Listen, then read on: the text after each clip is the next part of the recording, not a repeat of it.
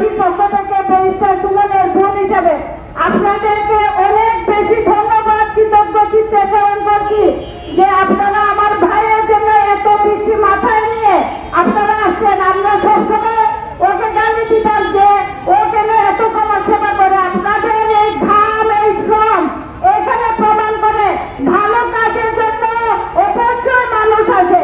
আমি আপনাদের সবাইকে ধন্যবাদ জানাই এবং কৃতজ্ঞতা প্রকাশ করছি। সবাইকে ধন্যবাদ। এ পর্যায়ে সবাই বক্তব্য দেবেন কাজী সরকার ভাই।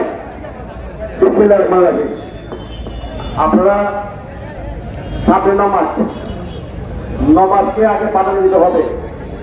আমরা আজকে চল নামাজের পরে বড় মসজিদে সৈয়দ সাইদুল হক সুমন ভাইয়ের জন্য দোয়া হয়েছে। সারা সোনারগাঁ মাধবপুরের সকল মসজিদে সুমন ভাইয়ের জন্য দোয়া হবে এই আহ্বান করা হয়েছে। আমি বক্তব্য লম্বা করবো না, আপনারা এক বক্তব্য শুনেছেন, ভবিষ্যতে আমার বক্তব্য শুনবেন। আজকের এই সমাপনী বক্তব্যে আমি শুধু এই কথাটা বলতে চাই, সৈয়দ সাইদুল হক সুমন চোরালগড়ের মানুষ, মাধবপুরের মানুষ, চোরালগড় মাধবপুর উনি আসবেন, উনি থাকবেন, উনি দ্রুত থাকবেন ইনশাআল্লাহ। কোনো ক্ষতি করতে পারবে না ইনশাআল্লাহ।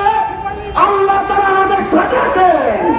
আমরা আল্লাহকে সাক্ষী রেখে বলতে চাই, যিনি চোরালগড় মাধবপুরের বাক্য নয়, সারা বাংলাদেশের আইন হিসেবে দেখেন, ওনাকে বাঁচিয়ে রাখার জন্য বাংলাদেশের সরকার অবশ্যই চেষ্টা করতে হবে। মরার পরে ক্যান্ডেল আপনার। আমি শুধু করে বলতে চাই, সুমনের কিছু হলে বাংলাদেশের বড় বড় আগুন চলবে। আমরা সরকার বাবুকে বলছি, আপনি এই ব্যাপারে সুন্দর হন। সকলকে ধন্যবাদ। সবাই পত্র আসছেন, জমা শুরু হয়ে গেছে। আজকে সভা সমাপ্তি ঘোষণা করো। সকলকে ধন্যবাদ।